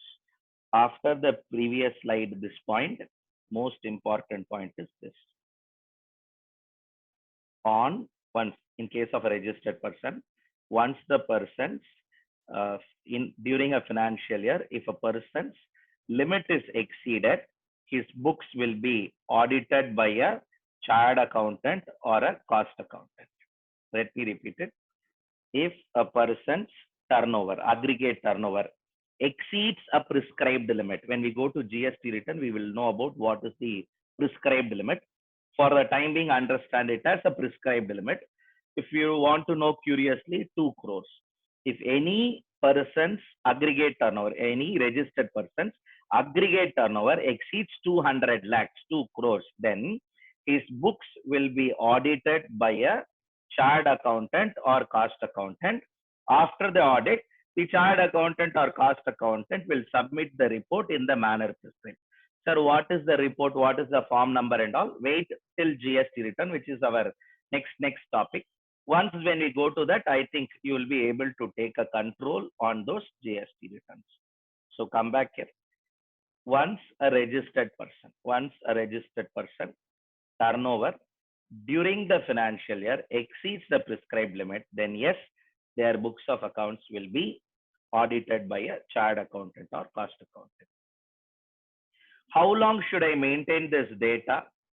Section 36 says up to an expiry of 72 months from the due date of filing annual return. Okay. Now, திருப்பி சொல்றேன், அந்த 72 months starts from what? Due date of filing annual return. For 17-18, assume not actual. Assume due date is 17-18, due date of annual return is 31st December 18. 31st December 18, from 1st January 2019 to 72 months. 72 months, now, sir, 6 years. 6 years record need to be maintained, but exam 6 years na எழுதக்கூடாது. எழுதினா answer wrong. We have to write only what? 72 months. இது வரைக்கும் 3 தடவை இந்த question MCQ வந்திருக்கு. How long books of accounts need to be maintained by a registered person?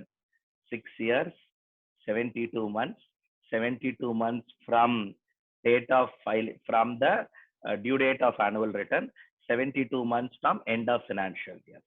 Let me repeat. How long records need to be maintained? A, 6 years. B, 72 months. C, 72 months from the due date of annual return. D, 72 months from end of financial year. MCQ. Which answer you will select? A, B, C, D. தப்பு நடிங்க.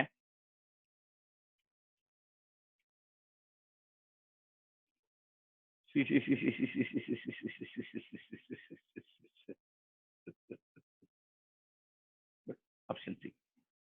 Good. A lot of you got it. அவ்வளவுதான். See, என்ன sir வரும் இந்த செக்ஷன்ல இருந்து இவ்வளவுதான் கேட்கவே முடியும். வேற ஏதாவது இருக்கா சார்? வேற ஒண்ணும் இல்ல. வேணா ஒண்ணே ஒண்ணு இருக்கு. See, in case sometimes what happens is people start fighting with government. Government says the rate of tax is 5%. Assessee says rate of taxes. Assessee says rate of tax is 5%. Government says rate of tax is 12%. Dishum between government and assessee. So what they will do, they'll go to the next authorities. AA, appellate authority. RA, revisionary authority. AT, appellate tribunal. Okay. For the time being, understand when a appeal or revision is there. எனக்கு அந்த authority பேர்லாம் வரமாட்டேங்குது, அதெல்லாம் officers a particular position. So if you want to make a note of it, appellate authority.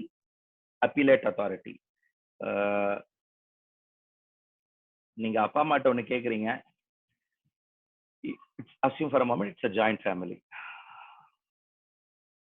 Individual, spouse, daughter, son, or daughter, son, daughter, son, daughter, any combination. Linear ascendant, grandfather, grandmother is also there in the family. So generally for the grandchildren, the pet will always be grandfather, grandmother. Okay, it's common rule. Rarely will be in a different mode. அப்பாட்ட ஏதோ ஒன்று கேட்குறீங்க, அம்மாட்ட ஏதோ ஒன்று கேட்குறீங்க, முடியாது அப்படின்றாங்க. we know where to appeal. புரியுதா? இப்போ அங்கேருந்து உர்ரா பண்ணட்டும், விடுமா பார்த்துக்கலாம். You get that next level. That next level is called as AA, appellate authority. You told to grandfather and all is not manageable, don't know what to do. Okay, then you'll go to final authority, head of the family. You'll go and say something. Appellate tribunal, அவங்க எடுக்கிற முடிவு தான் கடைசி. Preferably in you have that complete setup of about 32 relationships which are all operating in a family. Then you'll have a very strict control. And அப்பா வந்து ரொம்ப பயப்படுவாரு பெரியப்பாக்கு. Okay, family head அப்படின்னா preferably HUF அந்த மாடல்ல எல்லாம் இருக்கும்போது, சரி எங்க அப்பா யாருக்குமே பயப்பட மாட்டார், ரொம்ப கஷ்டம், RA தான் போடணும். டிவிஷனரி அத்தாரிட்டி, தயவு செய்துப்பா. புரிஞ்சுச்சா? appellate authority, revision authority, appellate tribunal. Next levels, when sometimes the order passed by a lower authority, assessee feels that his interest is not taken care or the order is wrong, he will make application to this authority and then only he will go to court. In case any matters are pending before them, from the case is disposed, after the final disposal, record shall be maintained minimum for a period of 1 year. Record shall be maintained minimum for a period of 1 year after disposing the case. Case முடிஞ்சதுக்கு அப்புறம் ஒரு வருஷம். Sir கேஸே 18 வருஷம் நடக்கும் sir, அப்போ 18 வருஷம் record வச்சுக்க வேண்டியதுதான். நான் திருப்பி சொல்றேன், இதெல்லாம் பேசுறதுக்கு நல்லா இருக்கும்னா we'll meet you in court, சண்டை கிண்ட போடலான்னு. Understand, it's not that easy. I'll give you one logic. There is an issue in 2020. 2021, officer will issue notice. 2022, officer will pass order. Against that order, you'll file an appeal before appellate authority. Appellate authority, appeal is filed in 22. Appellate authority will take in 23, close in 23. Against it, again that will be against. So you'll file a case before appellate tribunal. When 23 end or 24, generally 24. 24, you filed a case before appellate tribunal. Minimum time is 4 years. You'll get the decision by 28, which is again against. You'll file in 28 before High Court. 4 years. Appellate tribunal 4 வருஷம் ஆகும். Appellate authority 1 வருஷம் guaranteed ஆகும். 5 வருஷம். ஏற்கனவே இங்க 2 வருஷம் போயிடுச்சு, 7 வருஷம். 28 now you are. In 28, when the matter is at High Court, solid 8 years. Solid 8 years. So, somewhere around 2036, you'll get High Court decision. அதுக்கப்புறம் விட்டாதானே sir supreme court file 36 file பண்ணா அது ஆகும் 8 வருஷம் ஆகும், 10 வருஷம் ஆகும் கேஸ் எடுக்க. 46ல என்ன ஆகும்? உங்களுக்கு 46 ஆயிருக்கும் இந்த பக்கம். ஓகே, 46 இல்ல 66 ஆயிருக்கும். See, sometimes, see, issues are all that nature. I'm not joking. You all take up some of those decision. Okay, Kolkata club decision, October 2019 decision. Kolkata club, very famous decision. Okay, Ranchi club, Kolkata club, அப்படியே gymkhana club எல்லா கிளப்பையும் சேர்த்து ஒரு decision கொடுத்தாங்க supreme கோர்ட்ல. Okay, just for your academic interest and intention I'm sharing. 1996 issue. 1996 issue, certain issues. Certain issues are 2004 issues. 96 and 2004 issue reaches finality in what? 2019. இங்கேயே இந்த appellate அத்தாரிட்டிக்கு அப்புறம் sorry ஆர்டருக்கு அப்புறம் நேர அப்பீலேட் ட்ரைபியூனல், அப்பீலேட் ட்ரைபியூனலுக்கு அப்புறம் நேர சுப்ரீம் கோர்ட். இதுல நீங்க ரெண்டு பைபாஸ் பண்ணிருக்கீங்க. ஹை கோர்ட்டுக்கு இந்த மேட்டர் போல, அகைன் சின்ன கேஸ்ன்றதுனால, சாரி அமௌண்ட் பெரிய கேஸ்ன்றதுனால நேர அப்பீலேட் ட்ரைபியூனல், அப்பீலேட் அத்தாரிட்டிக்கும் போல. என்ன சார் சொல்ல வரீங்க? See, tenures will have been more.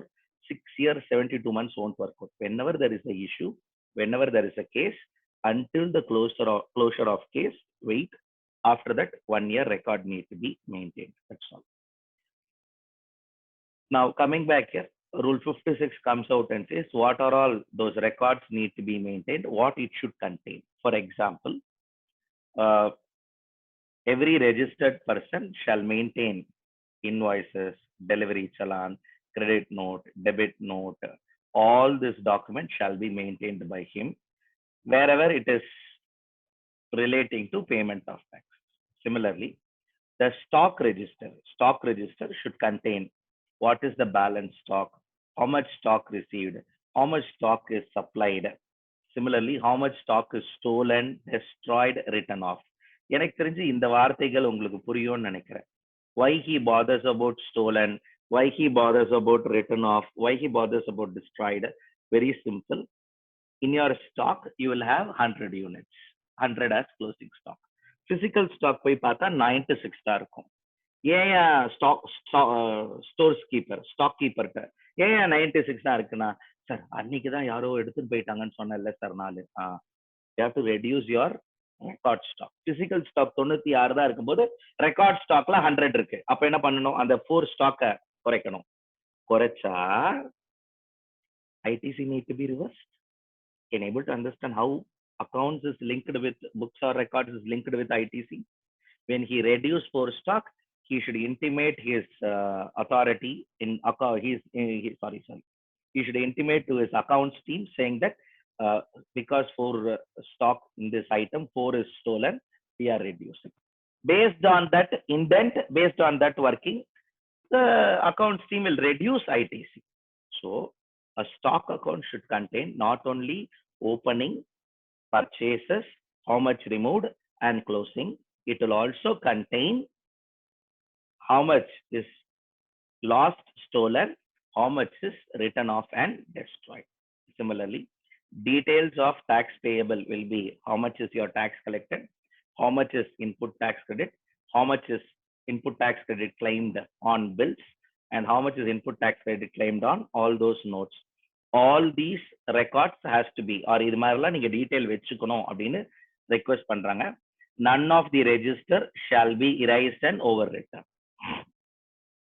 So in case of any incorrect entry, it has to be only scored. Let me repeat, in case manual registers are maintained. The discussion is, if in case manual registers are maintained, then yes. Now, in case any documents found that in any other place, ஏதாவது ஒரு document, ஏதாவது ஒரு paper, ஏதாவது அந்த ஏரியால இருந்ததுன்னா, it is presumed that the records are maintained by that registered person. See, sometimes what happens is people who do fraud will have one more record, okay, one more invoice. And the invoice காமிச்சிருக்கவே மாட்டாங்க கவர்மெண்ட்டுக்கு. If they do fraud, if an officer comes, catch hold of that record, officer gets a deeming fiction, or a deeming fiction is there, that record is also maintained by this person. Similarly, an agent has to maintain how much goods he has received, how much goods he has sold, what is the money that he is liable to pay to government, what is the money he is liable to pay to his principal. So all that value, everything, in case of recollect your principal agent accounting system, all those records need to be maintained by that person for that purpose. A manufacturer should maintain a production register. Similarly, a service supplier should maintain how much goods and how much input services he has received and how much services he has supplied. இதை தான் நான் அங்க discuss பண்ணும்போதே சொல்லிட்டேன் உங்களுக்கு. So certain records will be applicable only for certain purposes. In case somebody who deal with works contract, that is construction contract, he should maintain a separate accounts each project wise, how much goods, how much services are utilized for that works contract, how much payment is being utilized or how much payment is received against each works contract. He has to maintain all how much goods, அதாவது project wise he has to maintain goods and services. Let me repeat it. அதுதான் crux of your works contract. When it comes to crux of your works contract, he has to maintain a project wise accounts. If a person is doing 4 projects, then cement used in project 1, cement used in project 2, cement used in project 3, blue metal used in project 3, blue metal used in project 2, iron and steel, hardware item, paint item, project wise accounting he shall maintain. நான் திருப்பி சொல்றேன் sir, அவர் maintain பண்ணலனா கேள்வியே கிடையாது. Rule says you have to maintain. There is no possibility of otherwise at all. Coming back here again, in case of certain specified records, if it has been prescribed, that specified record shall be maintained. Followed by can it details can be maintained in electronic environment? Definitely yes, but adequate electronic backup of records need to be maintained, and it should be ensured that the informations are properly stored and it can be restored within a reasonable period of time. Let me repeat. Government simply requests that the records has to be retrievable in nature. Sir, வச்சிருந்தேன் sir, எல்லாம் delete ஆயிடுச்சு sir. Not possible. If somebody maintains those records, they should ensure electronic records, they should ensure a backup is adequately maintained. Whenever is being called for, they should be in a position to retrieve it. Again, if records are maintained in electronic mode, yes, then a hard copy on demand can be made available, or a readable electronic copy also can be made available to officer. So unless our officer says no, I'm comfortable in seeing this in hard copy, can you give a print? Then the supplier has to give it in print format. The officer says no, it's very big Excel sheet, you give the Excel version in a readable format, I will do analysis. That Excel version should be in a position to be given to them. Again, a particular records that need to be maintained by a warehouse keeper. A warehouse keeper shall maintain, recollect, or a warehouse keeper shall maintain all those records. What records? Who has transported the goods, to whom goods are going to be delivered, and followed by GST number of the registered person of consignor and consignee. So come back here. Every owner, operator, and godown of the transport people shall maintain the details relating to dispatch, movement, receipt, and disposal of goods. Let me repeat. Everybody shall maintain the records for this goods, whether he is a registered person or unregistered person. Owner or operator of the godown can store the goods in a manner so that it can be identifiable with the owner of the goods. See, sometimes people who do warehousing services will have 5-6 clients goods. கச்சாமுச்சான்னு வச்சுக்கூடாது. அது A limited ஓட goods, இது B limited ஓட goods, இது C limited goods, அது D limited goods, அது E limited goods. They should segregate the space so that space is used by that person. No unnecessary confusion. So even in case if the physical inspection is warranted by the officer, they'll come and physically inspect it.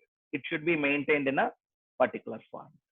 This sums up our whole discussion relating to books and records that need to be maintained by a registered person. Now, we'll do one thing before we move forward towards further discussion. No doubt, tax payment under GST is a solid 2.5 hour discussion, which we will take it up in our next class. After that, we will get into another topic called as last topic called as payment assessment audit. Adu mudinjadna, yes, touchwood, things goes well. Maximum 2.5 or 3 classes. 2.5 class. Why? Because in tomorrow's class we might be doing some problems. And we do problem, no, it will take a little more time. Okay. Because next tomorrow's class topic warrants that set off of your ITC will warrant that discussion. So it might extend. So because of that reason, we may, let me repeat it. Or we can sandwich all that in the next class also. How this things goes, let it decide. Or even the last class, I'll take extra 15-20 minutes and close it. So something we'll plan.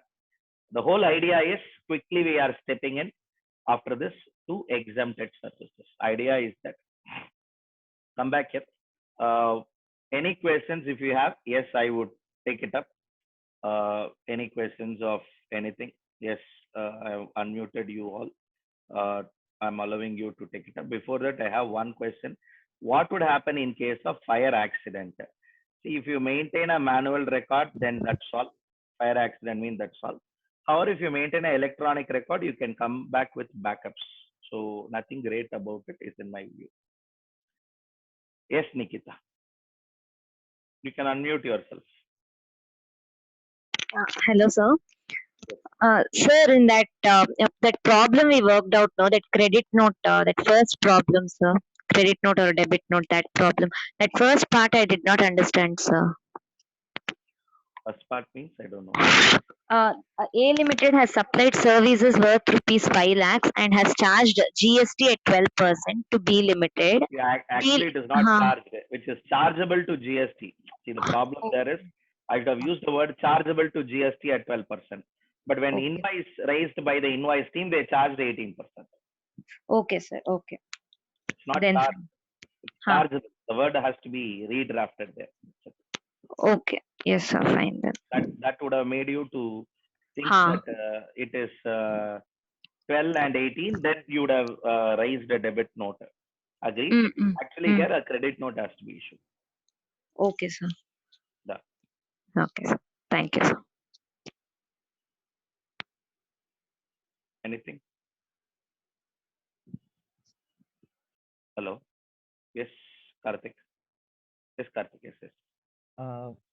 Sir, and the bankruptcy case one கொடுத்தீங்களா sir? Bankruptcy case. Yes. Sir, அப்போ அந்த 4 கேஸ்ல மட்டும் தான் credit note rice பண்ண முடியும். But இந்த கேஸ்ல கிரெடிட் நோட் ரைஸ் பண்ண முடியாது. கரெக்ட்டுங்களா? Correct. Okay sir, okay sir. எனக்கு ஒரு டவுட்டாவே இருந்தது. அதான் சார் ஆன்சர் பண்றது. இல்ல அதான் சொன்னேனேப்பா, correct னேனே. Credit note cannot be issued. Cannot be issued. Okay, sir. Okay, sir. The credit note can be issued only for 4 reasons. The 4 case மட்டும். 4 scenarios. In a bankruptcy case, you lose not only that 15 lakhs, you also lose the GST associated with it. So okay sir, அப்ப அது அவனுக்கு loss தான sir அது. அப்ப அது என்ன sir பண்ணுவீங்க? Bad debts நீங்க P&L ல 15 lakhs னு போட மாட்டீங்க. 17 lakh 20,000 னு போட்டுருவீங்க. Okay. 17 lakh 70,000, 2 lakh 70,000 வருமா? So அதோட சேர்த்து போட்டுருவீங்க. Okay sir. Okay sir. Thank you sir. Thank you. Yes, anybody else? Sir? Yes pa. Sir, credit note raise பண்ணல சார் அந்த ஃபர்ஸ்ட் சம் 30,000க்கு. இப்ப அதுல இருந்து எப்படி சார் GST ரிவர்ஸ் பண்ணுவோம்? அத ரிவர்ஸ் பண்ணா அதுல என்ன ஆகும்னா, நீங்க வேற ஏதாவது GST கட்டணுமா அந்த மாசம்? ஆமா சார். அதோட அட்ஜஸ்ட் பண்ணுவீங்க. இந்த ரீஃபண்ட் அட்ஜஸ்ட் பண்ணீங்க தெரியுமா? ரீஃபண்ட் வவுச்சரை கட்ட வேண்டிய டாக்ஸோட அட்ஜஸ்ட் பண்ணீங்க தெரியுமா நேத்து? ஆமா சார். ப்ராப்ளம் போட்டோம், ஞாபகம் இருக்கா? Yes sir. அதே மாதிரி தான் இங்கேயும் ஆகும். In that month you are liable to pay, let's say 1 lakh rupee tax. You will have 30,000 credit note. You will adjust and you will pay only to government 70,000. அந்த credit note full amount அப்படியே adjust பண்ணி. அது GST நால okay sir. Value இருந்ததுனா sir, வேல்யூலயே value குறையும்ல. Value importance இல்லையா, நீ கட்ட வேண்டிய டாக்ஸ் தானே அட்ஜஸ்ட் பண்ற, டாக்ஸ் தானே இங்க important. Okay sir, okay sir. Value தப்பா போட்டிருந்தீங்கன்னா ஆப்வியஸா டாக்ஸும் தப்பா தானே போயிருக்கும். ஆமா சார். வேல்யூ கரெக்டா போட்டு டாக்ஸ் தப்பா போலாம், ஆனா என்ன சொல்றது, வைசி வருஷால வராது. வேல்யூ தப்பா போட்டு டாக்ஸும் தப்புன்னா அப்போ இன்வாய்ஸே கேன்சல் பண்ணிட்டு வேற இன்வாய்ஸ் போட்டு. Okay sir. Okay, thank you. Yes Pavithra, we can unmute. Sir இந்த இவே பில்ல ஸ்டார்டிங்ல ஒரு எக்ஸாம்பிள் சொன்னீங்களா சார், டிஸ்டிங் பர்சன், அந்த எக்ஸாம்பிள் மறுபடியும் சொல்றீங்களா சார் கொஞ்சம்? See, if a person has a registration in a state and Okay, sir. has multiple offices under a same registration, Chennai, Madurai, Trichy, Coimbatore, Salem, 5 office ஒரு organisation இருக்குமா sir? இருக்கு. and they took only one registration for Tamil Nadu. எங்கேயும் தனித்தனியா எடுங்கன்னு mandate பண்ணல, ஒரு ஸ்டேட்டுக்கு ஒரு registration போதும். Okay, Okay, so if they have 5 offices under one registration and goods moves from one office to another office, will it be treated as a supply அப்படின்றது question. Yes or no, no? no sir. No. Okay, if assume Coimbatore office is registered separately. Okay, Okay, okay sir. Chennai, Madurai, Trichy, Salem under one registration, Coimbatore is another registration. Now goods moves from Chennai to Coimbatore. Okay, Yes. sir. Okay, sir. Is it a supply? Is it a supply? Yes, sir, supply. It will be treated as a supply because you have 2 registrations under that state. Okay, sir. Done? Okay. Done? Okay, sir. அவ்வளவுதான். Okay, sir. Okay, sir. இதே வேற ஸ்டேட்டா இருந்ததுன்னா distinct person இது, அவ்வளவுதான், வேற எதுவும் இல்ல.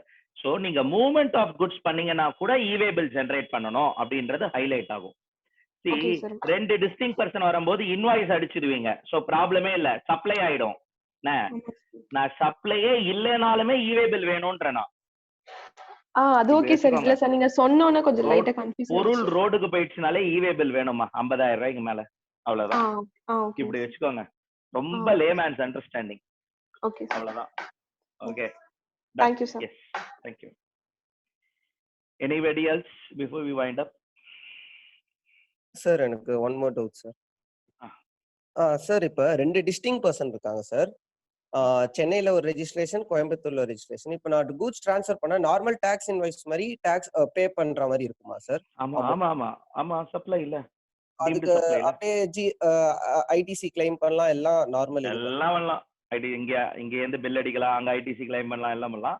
அக்கவுண்ட்ஸ்க்கு வரும்போது இது ஸ்டாக் ட்ரான்ஸ்ஃபர், அது stock receipt. Okay sir, okay sir.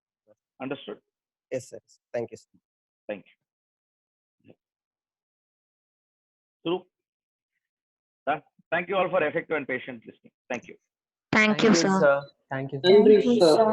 Nandri. Thank you, sir. Thank you. Thank you, sir. Thank you, sir. Thank you.